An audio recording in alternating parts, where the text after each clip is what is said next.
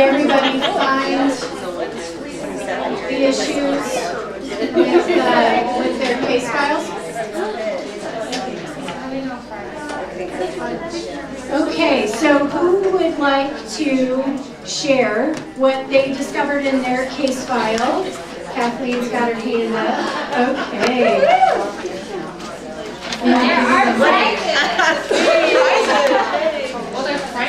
For the coaching, with the 12,400 discrepancy,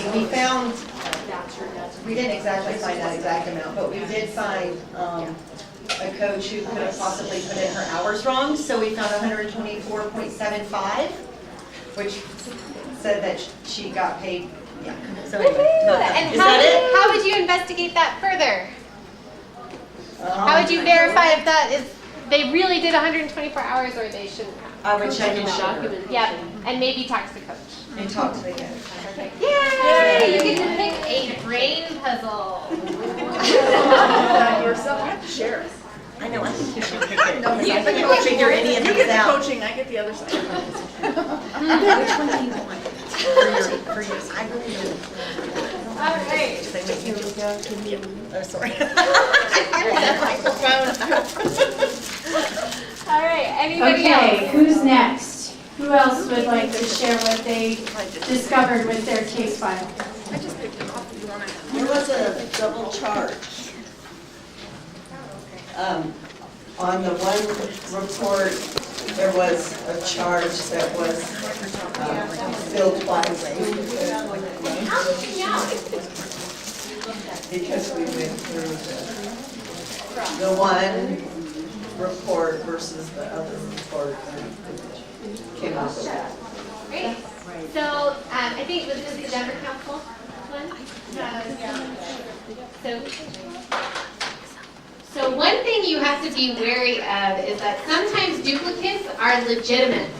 So in the case of the one that you pointed out, it is not legitimate. But where you can have legitimate duplicates is, let's say a site orders 2 kits for 2 different classrooms, and for some reason it was ordered separately. Then what you'll notice is on your report, the PO number is different. So it's 2002 versus 2001. So whenever you find a duplicate, you always want to double check sugar to make sure that it's not a legitimate duplicate. Take a prize. Okay, so you ready?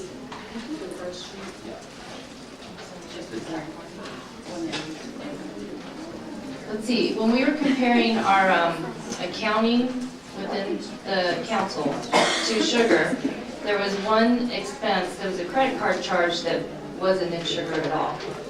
So maybe somebody did a credit card charge and then forgot to put it on sugar. All right, fantastic. Is that Lisa's? Is that yours? Sorry, I'm having a conversation. About trying to make sure everybody gets signed Lisa's in. not paying attention. Oh, I didn't get signed. I didn't sign in. We need to sign in. We haven't signed in yet. Yeah, we've got, I think, a blank form that started up there. I think we have another blank form up there. The one that has your names on it. Okay, so there's a sign-in sheet going around. Make sure you sign in if you have not already. Okay, is there someone else who would like to share? Well, on a few of our orders, we have some transposition of numbers, which I think happens pretty easily. So instead of 40, it says 04 or vice versa. And there's one number that should have been 251.82 and was actually 258.12. So all the same numbers, but completely mixed up. And then in the mix, we have an order that we would like to find out who the QI Navigator and Finance Director is, because it is a disaster. We actually cannot figure very much out with the information that we were given. So we would definitely need to do much further investigation to better understand this whole order, but we would definitely not pay it. And everybody know you all have different cases, so that's why you're not recognizing that. So there are only 3 versions. Yeah, there's 3 sets, one from Sharon's council, one from Lisa's, and one from mine, that we played around with and screwed them up on these. I didn't say who anybody is. That's all right. These are not real, we screwed them up, so. Yeah. Okay, would someone else like to share?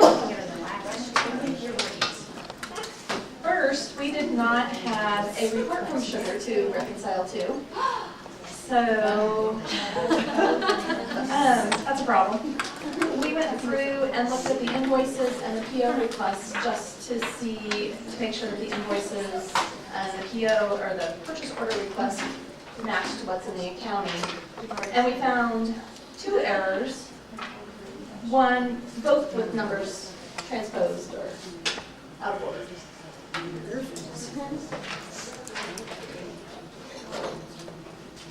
Nice. Anybody else? There are still more errors.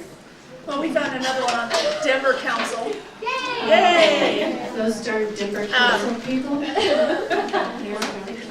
There was on the P&L, there was $476.85 that wasn't listed on the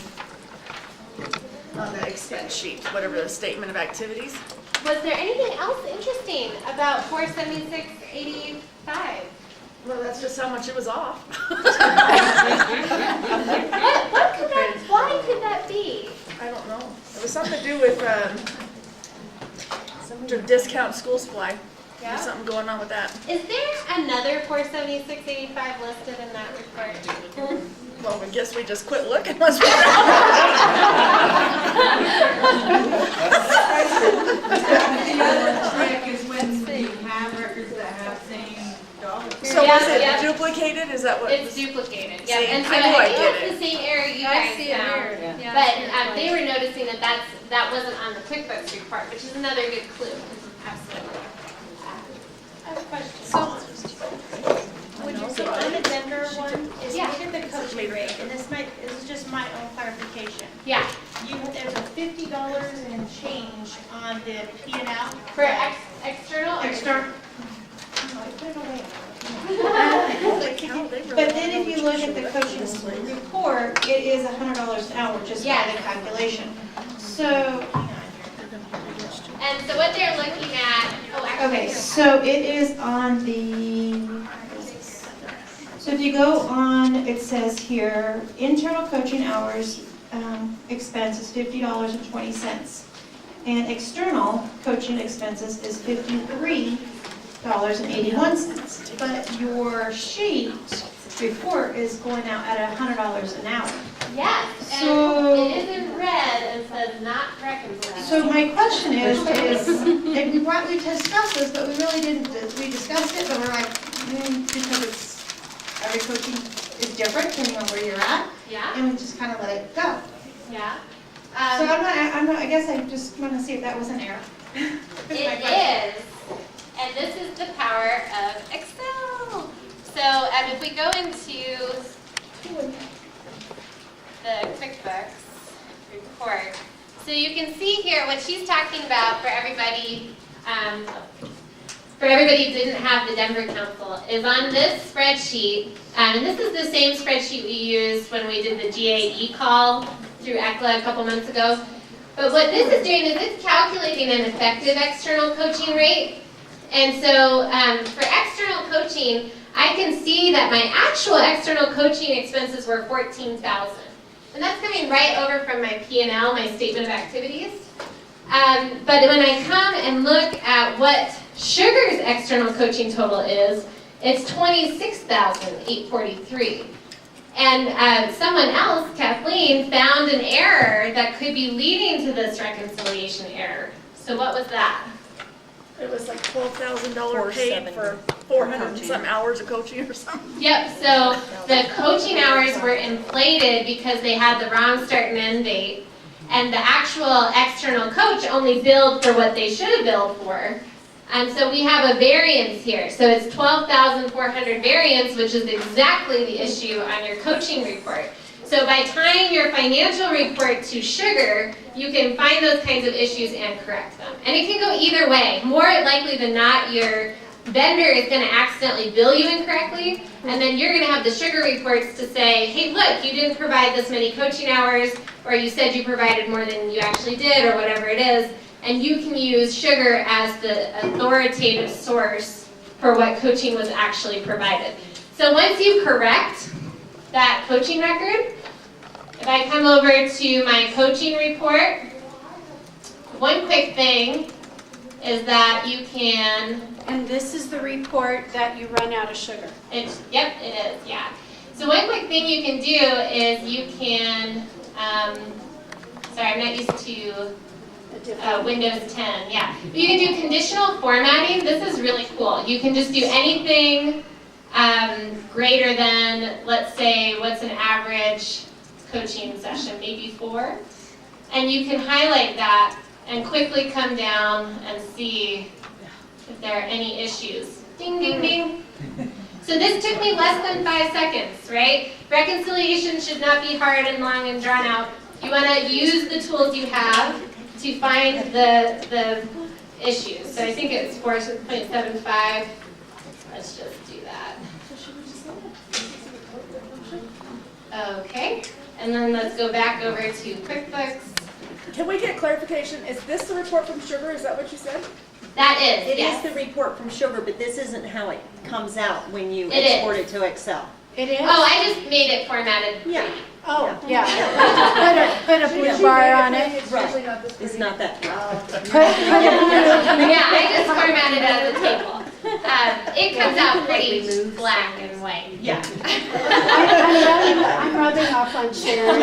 She's adding color to her face. So I'm still off my 4 hours. So apparently they only coach for 0.75 hours. So but by updating that, then I can see my variance is being reduced. So now I'm only off by $400. So that's kind of the value of putting all of these reports into Excel and doing some comparisons. What are some other quick tips on reconciling? Because this was kind of a lot of work, going through all these paper documents. Like, that's not very fun. How do you do this really fast? We've got some veterans in the room, veteran financial people. Do you have any tricks that you want to share? Oh, I use pivot tables a lot. Pivot tables. Pivot tables out of sugar are awesome because you really see a lot. Do you want to talk about it? I just do a pivot table comparing sites. I take my sites from Sugar and my sites from my accounting system and do a pivot table across the two to make sure that they're the same amount. Cool. And that's a quick way to compare them. Thank you. Does anyone else have any tricks that they use? There's some really simple ones, like you can export a detail from your accounting software and sort by date and vendor, and then sort your sugar report by date and vendor, and then it should go do, do, do, do, do, do, do, do, do, and you should see everything exactly the same. You can add a variance column where it just says equals this minus that, drag it down, and as long as it's 0 all the way down, then you're good. And it will pull out like, oh, this one's off by $9.69, and so it's a transposition. So you can find those things very quickly. Are there any other broad questions? I think we're almost out of time. One broad question. In the reconciliation report, there was an emphasis on the discounts being greater than $50 and freight and shipping and fees being. Why is there a threshold of $50 when a lot of the discounts obviously? Great. Thank you. That's a great question. So the question was, why were there somewhat arbitrary thresholds set for the quality control assurance that we were doing around spending? And that was because we just noticed, based on patterns, that certain transactions over a certain amount seem to be errors. And so we were noticing that people were using the discount field to do a correction instead of actually updating the total request amount by updating the spending item details. So that's why that threshold was set. That didn't mean that all those transactions were wrong. So that's a good way to do an internal audit, is you kind of figure out like what's your tolerance for a particular type of thing, and then you run a report based on that. You only look at those transactions, and if you see that it's really, there are a lot of errors, then you might decrease your tolerance so that it's a little tighter. So this is just a practice in kind of managing your own financial data. You can do that for program data too. It's not letting me open this.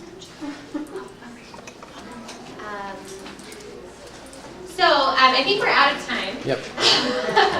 But I think we're going to be posting this new template that has all this information in a support article on the site. And we will be doing an additional training once the GAE is finalized.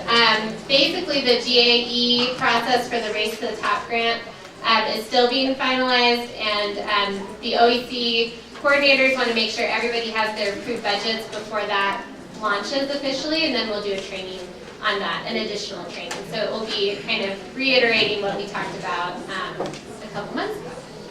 Rick, do you want the mic? What? Do you want the mic? I'm just saying, it might be easiest for you to pass your evaluations this way, and I'll collect them all at once. Yes, please fill out your evaluations. Thanks so much.